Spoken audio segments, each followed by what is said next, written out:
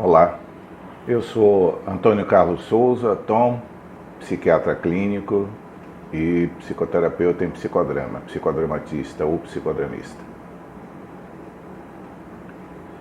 Ouvindo essa semana duas músicas, por coincidência ou não tão coincidência, uma delas de Alceu Valença, que diz que, chamada Solidão, o nome da música, ela diz, na letra, ele diz: a solidão é fera, a solidão devora. É amiga das horas e prima irmã do tempo.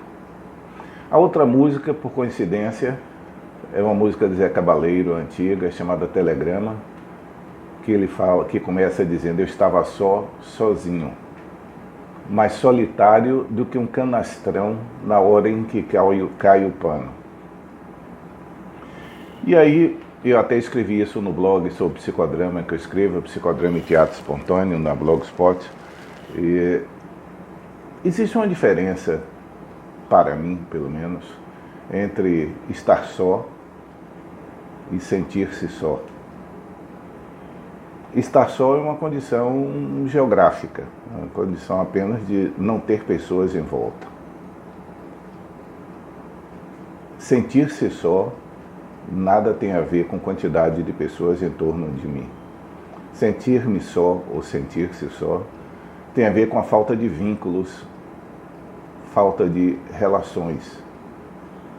Vínculo é uma palavra muito cara ao psicodrama, porque é o que estabelece a relação entre os papéis das pessoas, seja entre papéis de amigos, papéis de namorados, papéis profissionais. Então, vincular-se-á é ligar-se-á. Quando a pessoa tem uma pobreza de vínculos, ou seja, quando a pessoa tem poucas relações ou nenhuma relação, a falta disso é que corresponde ao que nós chamamos de solidão, é sentir-se só. É curioso que nas duas músicas, as duas letras chamam... Aliás, o poeta sempre chega melhor e primeiro do que os técnicos. Quando Alceu Valença diz que a solidão é fera, a solidão devora. E logo a seguir ele diz que é amiga das horas e prima irmã do tempo. O que traduz para mim de que a solidão, o tempo se dilata, tudo fica muito lento. Mesmo a solidão vivenciada de alguns dias, o sentimento é de anos ou de séculos. E a outra música de Zé Cabaleiro, ele faz referência, ele diz: eu estava sozinho, mais solitário, não era apenas sozinho, mais solitário do que um canastrão depois que cai o pano. Por que um canastrão? Porque um verdadeiro ator que haja desempenhado o papel dele, ele estabeleceu um vínculo com a plateia. Então, quando cai o pano, esse vínculo não se dissolveu, esse vínculo continua entre o desempenho do papel de ator dele naquele personagem e a sua plateia. Canastrão não. O canastrão, ele não se envolveu com o personagem nem estabeleceu vínculo com a plateia. Então ele está solitário quando cai o pano. Muitas vezes isso é um tema da psiquiatria, as pessoas virem e trazerem como queixa, como se for uma queixa psiquiátrica, a solidão. Muitas vezes no quadro psiquiátrico, principalmente nos quadros depressivos, existe um isolamento, um auto-isolamento. A pessoa se restringe do contato social, perde o ânimo do contato social. Ele perde a capacidade ou o interesse de estabelecer relações com as outras pessoas. Ele mergulha em si mesmo. Não é à toa que depressão, o nome corresponde a um buraco. A pessoa afunda e corta as suas relações vinculares com os interesses dele e com os interesses afetivos, interesses profissionais, relacionais, etc. Mas tirando esses quadros psiquiátricos, principalmente a depressão, em que o rompimento dos vínculos é por conta da apatia, desinteresse, da queda de humor, do humor deprimido, existem pessoas que trazem como queixa a solidão. quererem estabelecer e não conseguirem estabelecer vínculos. Isso, evidentemente, não é uma patologia psiquiátrica. Algo em que os métodos e os tratamentos psicobiológicos possam ter alguma influência. Como se trata de algo relacional, a dificuldade de construir e estabelecer relações, isso é exatamente um campo em que a psicoterapia é o foco da psicoterapia. Particularmente no psicodrama, em que o centro do psicodrama, por ser um método relacional, é as coisas que acontecem no espaço entre as pessoas, ou seja, o espaço interrelacional. Então, solidão, ou seja, o sentimento de estar só, ou seja, o sentimento de não ter vínculos, o sentimento de não ter ninguém, não fisicamente, mas ninguém de representação afetiva perto de si, ou em torno de si, porque não precisa ser necessariamente perto. Uma pessoa que haja estabelecido vínculos afetivos na vida pode passar isolado no Polo Sul, numa estação experimental científica, 6 meses durante o inverno sem contato, e no entanto ele está só, no sentido literal do termo, mas ele não se sente só. Ele tem lembranças, ele tem desejos, ele tem interesses, ele planeja a volta. Ou seja, ele ainda está vinculado, ele ainda está ligado às suas relações.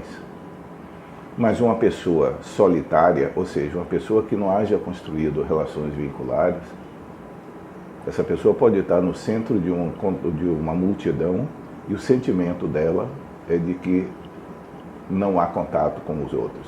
Aliás, isso é uma coisa particularmente agravante. Quanto mais solitária uma pessoa, a multidão se torna angustiante para ela, porque ela vê pessoas em torno, todas estabelecendo relações entre si e ela sozinha naquele palco. Tal como o canastrão, quando cai o pano na música de Zé Cabaleiro. Então, há situações em que o indivíduo, olhando de fora, está em isolamento. Ele se isola socialmente das pessoas, não por causa da pandemia, mas como acontece no humor deprimido, por exemplo, em que a pessoa perde o interesse por tudo que está relacionado em torno dela, como um todo. Ele vai se isolar, mas porque ele está mergulhando na depressão dele. Ou nas pessoas em que o olhar do outro é tão paralisante, é tão ameaçador, como acontece com as pessoas que têm aquilo que se denomina de fobia social. E fobia social não é rejeitar as pessoas, não é não querer entrar em contato com as pessoas.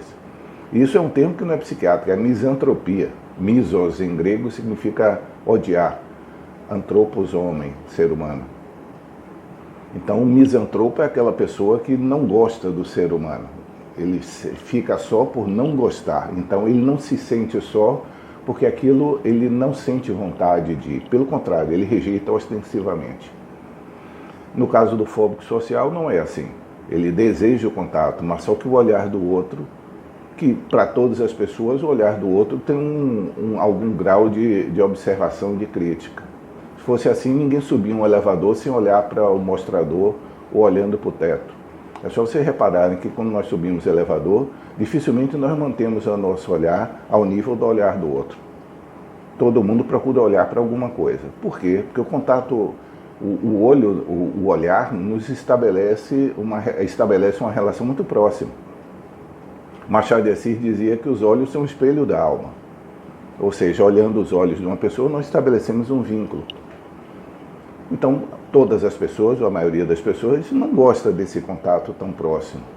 Mas algumas pessoas isso se torna particularmente ameaçador ou angustiante, pelo olhar crítico, depreciativo que ela supõe na pessoa. Então, o fóbico social, ele não é um solitário. Ele está só porque o olhar do outro o paralisa. O deprimido, ele não é um solitário. Ele está só porque ele está cortando os vínculos dele por apatia, por falta de interesse, pela queda de humor dele, que faz com que tudo perca a cor, tudo perca o interesse. O misantropo não é um solitário. O misantropo é um ser humano que rejeita os outros seres humanos. O solitário é um ser humano normal, entre aspas, seja lá o que for que nós consideremos normal, mas um ser humano comum, sem uma patologia maior, no sentido psiquiátrico, mas que ao longo da vida não consegue estabelecer relações, não consegue desenvolver vínculos. O resultado disso é esse sentimento de que, se o pano cair, não tem ninguém que me segure. Ou seja, é o canastrão do Zé Cabaleiro. Na hora que o pano cai, a plateia não está com ele. Lembrando que o verdadeiro ator, a plateia continua com ele, independente da peça haver terminado ou não, porque ele estabeleceu um vínculo. Ok? Nós voltaremos a conversar em outro momento. Tchau.